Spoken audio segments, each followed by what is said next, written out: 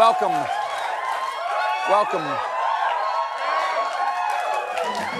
Welcome, one and all, to The Late Show. I'm your host, Stephen Colbert. Today marks the 80th anniversary of D-Day, or as they call it in Chicago, Da Day. D-Day, of course, the turning point in defeating the Nazis. The original Nazis, not the gritty reboot. To commemorate the sacrifices of World War II, leaders from all around the world visited Normandy today, including President Biden, Canadian Prime Minister Justin Trudeau, and the king of World War II, Tom Hanks. You know? This is true. This is true. If you whisper the words Omaha Beach 3 times into a mirror, Hanks appears behind you and makes an amazing and kind of funny speech that makes you proud to be an American. President Biden was joined by approximately 150 American veterans, including 24 who actually fought on D-Day, the youngest of whom is 96. And here's President Biden spending time with one of those heroes. And once again, these vets did an incredible service to their nation. They made Joe Biden look young. Thank you.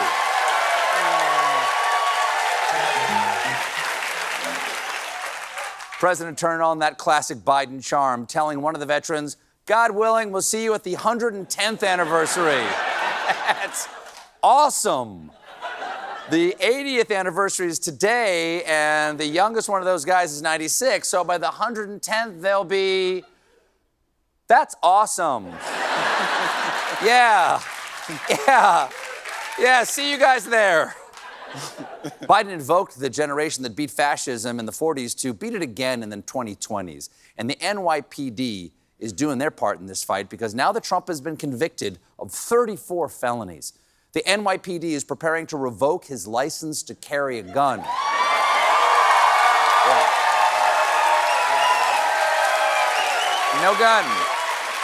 No gun. He's going to have to change one of his signature brags. I could stand in the middle of Fifth Avenue and shoot somebody, and I wouldn't lose any voters. Tell you what, I could still stand in the middle of Fifth Avenue and, I don't know, give someone a purple nurple, sack tap, atomic wedgie. It wouldn't lose a single vote. Not a single vote. Hit him with a rubber band. Wow. Wet Willie.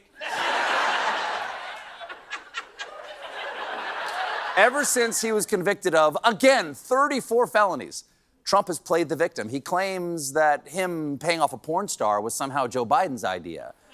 And he was asked about his conviction last night on Hannity. People are claiming you want retribution. Would you do that ever?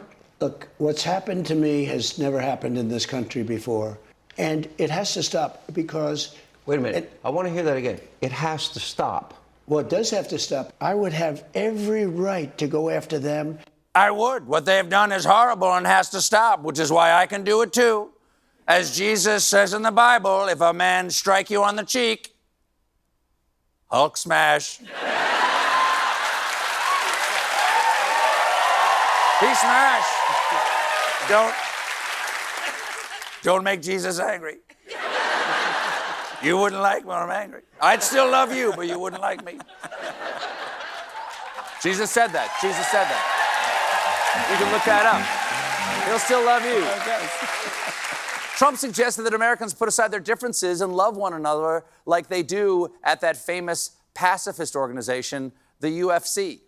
You know what I watched, and it was some of the fighters, 2 in particular, hated their opponent. And this went on for months. The fight, was broadcast out, and they announced the fight, and the hatred was real. It was the real deal. These people have a lot of hatred, and they hate it.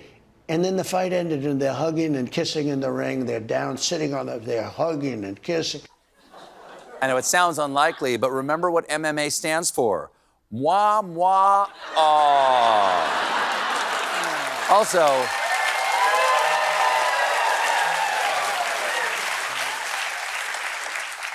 Also, leave it to a guy who bankrupted a casino to not understand how fight promotion works.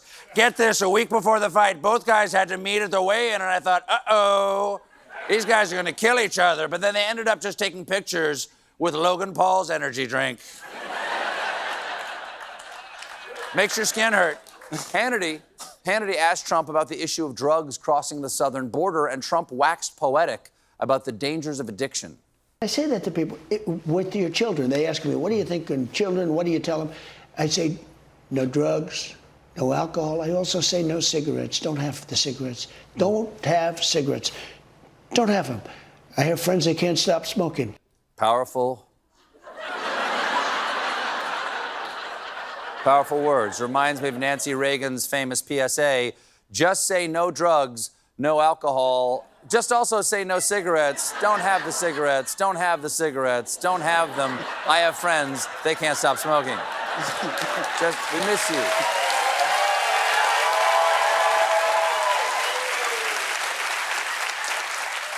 Trump has been claiming everywhere that Joe Biden is weaponizing the Justice Department, turning into the Joe Stapo, railroading his opponents on a fascist acela led by Commandant Ciuccellini. Of course, that is slightly undercut by the fact that Biden does not control the New York State court system and that the Department of Justice is actually presently prosecuting Democratic Congressman Henry Cuellar, investigating Missouri Democrat Cori Bush, and is presently trying Biden's son Hunter because he allegedly lied on a gun purchase form when he said he wasn't using drugs. Wait a second, it's against the law to buy guns while using drugs? Okay, who's going to arrest Florida? Do they, one big cuff? They just put a cuff around the whole... Plus, if Biden was really pulling the strings, maybe he would have stopped the DOJ from prosecuting New Jersey Democrat and business Bilbo Robert Menendez. Senator Menendez is currently on trial in New York, where he and his wife Nadine are accused of accepting gold bars, cash, a Mercedes convertible, and mortgage payments in exchange for using political influence to enrich and protect 3 New Jersey businessmen. Now, I know what you're thinking when you hear New Jersey businessmen. But we actually have a statement from one of these executives. Everybody immediately assumes you're mobbed up. It's a stereotype, and it's offensive. Menendez's defense strategy has been to blame his wife, a move known in legal circles as the Alito. Menendez's lawyers claim he did not have a key to his wife's locked closet, where investigators discovered envelopes of cash and gold bars, adding they lived separate lives. Yes, they're 2 different people.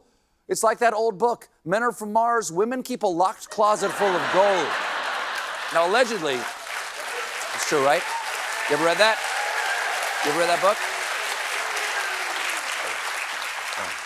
Allegedly, Menendez pressured regulatory officials to stand back after one of his cronies was granted the sole right to certify that meat exported to Egypt from the United States conformed to Islamic dietary requirements.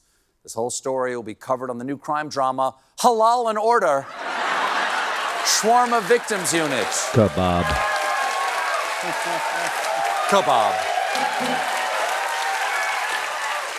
All this led one official to call Menendez a villain in an Egyptian meat controversy. And you do not want to be the villain in an Egyptian meat controversy. Or, for that matter, the hero in Egyptian meat controversy. I'd just stay clear of controversial meat in general. Now we're learning the FBI got the scoop on the Menendezes back in 2019 by spying on them meeting the Egyptian businessmen at the Morton Steakhouse a few blocks from the White House. Steakhouse is a pretty public place to break the law. But I guess Menendez was willing to brisket. I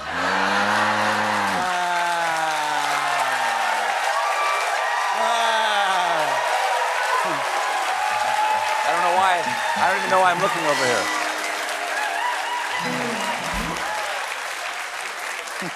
here.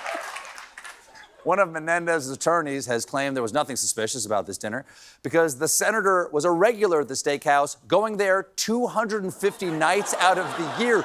250 nights a year at Morton Steakhouse? The judge can skip the sentencing because what's happening to his colon is cruel and unusual punishment. Now, for what it's worth, ladies and gentlemen, the FBI seemed to enjoy this operation. When a prosecutor asked one of the agents whether they had eaten during the stakeout, she replied, "I sure did. It was good, too." The judge then interjected, "I hope the FBI paid for your meal," to which the agent replied, "Oh, yes, sir, they did." The agents got a free meal? I guess that's why it's called a stakeout.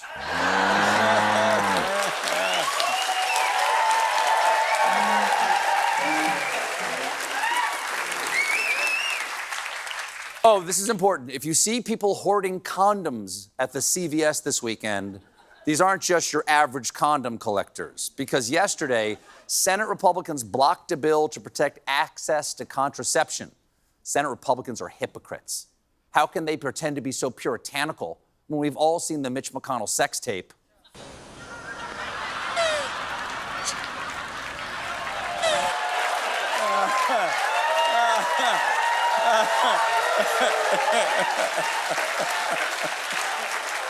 You're welcome. You're welcome. You're welcome. Blocking federal access to contraception isn't just dumb, it's also wildly unpopular. Recent polls say 80% of voters said access to contraception was deeply important to them. The other 20% are your high school boyfriend who says condoms don't work anyway and you can't get pregnant in a hot tub. That's just science. The Democrats brought this bill in response to a threat to privacy rights posed by the Supreme Court and to get Republicans on the record over contraception. Now, to mark the occasion, the advocacy group Americans for Contraception unveiled a 20-foot inflatable IUD outside Union Station in D.C. Pretty neat. Would have been even cooler if it danced around like those guys at the car wash. You're gonna feel a slight pinch. We got a great show for you tonight. Yay!